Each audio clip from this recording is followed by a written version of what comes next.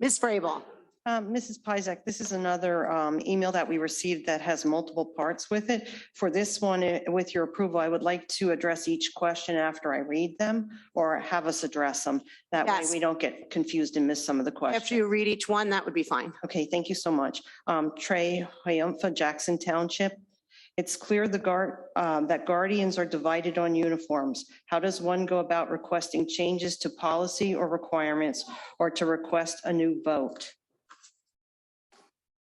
Parents may always reach out to board members by email or express their views and concerns on the dress code or any other concerns that they have. While some parents may want the policy changed, other parents support having a standardized dress for students.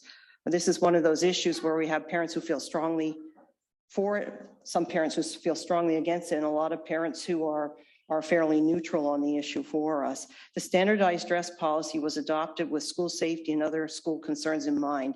Dr. Gustafson, our previous assistant superintendent for special education, spearheaded the research and recommendations made to the board regarding adoption of a standardized dress code for Pocono Mountain School District. She formed committees and met with student leaders at the two high schools. In fact, adjustments were made to the standardized dress code after it was adopted by the board based on recommendation by student leaders when Dr. Gustafson and the principals held some follow-up meetings with those students. That was when some of the additional accessories were approved for students and more colors for pants were added to accommodate student requests. As Dr. Robinson has mentioned in the past, at every school safety conference she attends, school safety experts recommend adopting a standardized dress policy for students. Those safety concerns have not changed for our administrators. The next comment was, with uniforms, can the PMSD website include a link to request assistance with outfitting their students due to financial concerns? Guardians who feel uncomfortable with this conversation may find an online form to be helpful and more effective.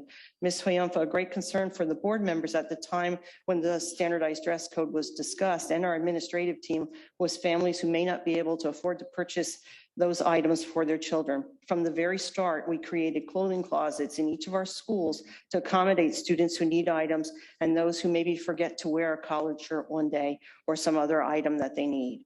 The clothing drives we hold each year are fundraisers to help stock the clothing closets and to purchase items for families that need assistance. The schools also hold fundraisers to purchase new items and accept donations of gently used items to help stock their clothing closets. The forms for requesting assistance are on the PMSD website and school websites under the For Parents section. Click on dress code and then select Request for Student Dress Assistance. Those forms have been available on our websites since the standardized dress code policy was first approved. Requests are discreetly handled by our special education department, which is located in our administration building.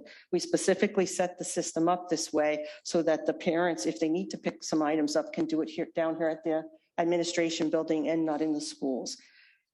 As of April, the district has purchased clothing items for 49 students based on parent requests and provided additional funding for the clothing closets in 4 of our schools that were running low on funds. That's in addition to what the schools are doing with their own fundraisers. Parents can help by donating gently used standardized dress clothes items to the schools when their children outgrow them or when children graduate, and by supporting the district-wide clothing drive. And then the third item is the movie Bullying is on Netflix this month. I encourage everyone to watch it as it addresses the difficulties of managing bullying and victims and parents and guardians' deep concerns. It's my hope that the district can find a way to have students at the appropriate age, of course, watch this movie as part of their school experience. The issues highlighted in Bully can be used as a solid platform in addressing abusive behaviors whenever a student is in the district's care. It is not enough to say PMSD doesn't have a bullying problem, so whatever we're doing must be working. The parents of peer abused students believe differently, and the truth is that any one student being bullied is in fact a problem. With that, I respectfully ask the board to wholeheartedly work with parents to create a system that serves as a real solution to bullying. The first step would be to arrange an advisory board group of parents, administrators, and those who work in our district. I have no doubt that such a group can change the lives of an innumerable amount of students, and every one of them is worth it. Thank you for your consideration and time. It is much appreciated. We're fortunate that we have Dr. DeLay here tonight in our audience. Dr. DeLay is responsible for much of our curriculum with our anti-bullying efforts. Would you address Ms. Hunt's questions? Yes, good evening. The movie Bullying, I'm not sure if you're aware of it. The Bullying Project was released in 2011, 2012. And I don't remember who it was released through, but the Bully movie that was just released in March is the same movie. So it is a 10, 11-year-old movie. I personally never watched it. I would have to watch it to vet it to make sure it's appropriate. I do know that it did receive some harsh criticism over the years. So I will certainly look at that. However, I would like you to know that we do have a very comprehensive bullying and cyberbullying curriculum in health education. We also do lessons through our school counselors.